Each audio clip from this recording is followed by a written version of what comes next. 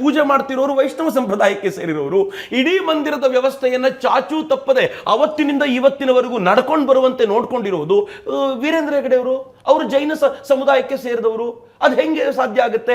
ಇದು ಇವತ್ತಿನ ಪ್ರಶ್ನೆ. ಬಟ್ ನನಗಿರುವಂತ ಪ್ರಶ್ನೆ, ಇದೇ ವೀರೇಂದ್ರ ಹೆಗಡೆಯವರು ನನಗೆ ಸತ್ಯವಾಗ್ಲೂ ಅನೇಕ ವರ್ಷಗಳ ಕಾಲ ಅವರನ್ನು ಭೇಟಿ ಮಾಡಿದ ನಂತರವೂ ಜೈನರು ಅಂತ ಗೊತ್ತಿರಲಿಲ್ಲ.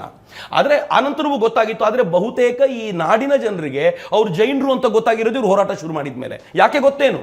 ವೀರೇಂದ್ರ ಹೆಗಡೆಯವರು ಈ ನಾಡಿನ 700ಕ್ಕೂ ಹೆಚ್ಚು ದೇವಾಲಯಗಳು, ಯಾವ ದೇವಾಲಯಗಳು ಪೂರ್ತಿ ಧ್ವಂಸಗೊಂಡೋಗುವಂತ ಡಿಲಾಪಿಡೇಟೆಡ್ ಕಂಡೀಷನ್ಸ್ ಅಲ್ಲಿತ್ತೋ ಅತ್ಯಂತ ಪ್ರಾಚೀನ ದೇವಾಲಯಗಳು, ಅದನ್ನ ತಮ್ಮ ಧರ್ಮೋತ್ಥಾನ ಟ್ರಸ್ಟ್ನ ಮೂಲಕ ಪುನರುದ್ಧಾರ ಮಾಡಿದವರು. ಯಾವುದು ಬೇಡ ರೀ, ನಾವು ಅಮರಶಿಲ್ಪಿ ಜಕಣಾಚಾರಿ ಅಂತ ಕರಿತೀವಿ. ಅಮರಶಿಲ್ಪಿ ಜಕಣಾಚಾರ್ಯ ಊರು ಯಾವ್ದು ಗೊತ್ತಾ? ತುಮಕೂರಿನ ಹತ್ರ ಕೈದಾಳ. ಅವನು ತನ್ನ ಜೀವಿತಾವಧಿಯ ಕೊನೆಯಲ್ಲಿ ಕಟ್ಟಿದ ದೇವಸ್ಥಾನ. ಅದು ಪೂರ್ತಿ ಬಿದ್ದೋಗುವ ಸ್ಥಿತಿಯಲ್ಲಿದ್ದಾಗ ಇವರಿಗೆ ಗೊತ್ತಾಗಿ ಅಲ್ಲಿಗೆ ಹೋಗಿ ಆ ದೇವಸ್ಥಾನವನ್ನು ಹೆಂಗೆ ಮರು ನಿರ್ಮಾಣ ಮಾಡಿದ್ದಾರೆ ಅಂತಂದ್ರೆ, ನಾನು ಅಲ್ಲಿಗೆ ಹೋದಾಗ ನೋಡುವಾಗ ಆಶ್ಚರ್ಯಪಟ್ಟಿದ್ದೆ. ಇಡೀ ಪರಂಪರೆಯನ್ನು ಉಳಿಸಿಕೊಟ್ರಲ್ಲ, ಅವತ್ತವರು ಜೈನರಾಗಿರ್ಲಿಲ್ವಾ?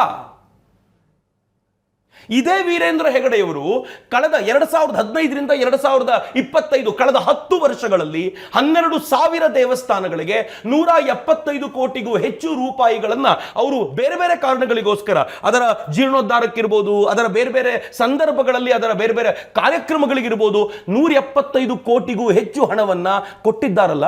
ಆಗ ಅವರು ಜೈನರು ಅನ್ನಿಸ್ಲಿಲ್ವಾ?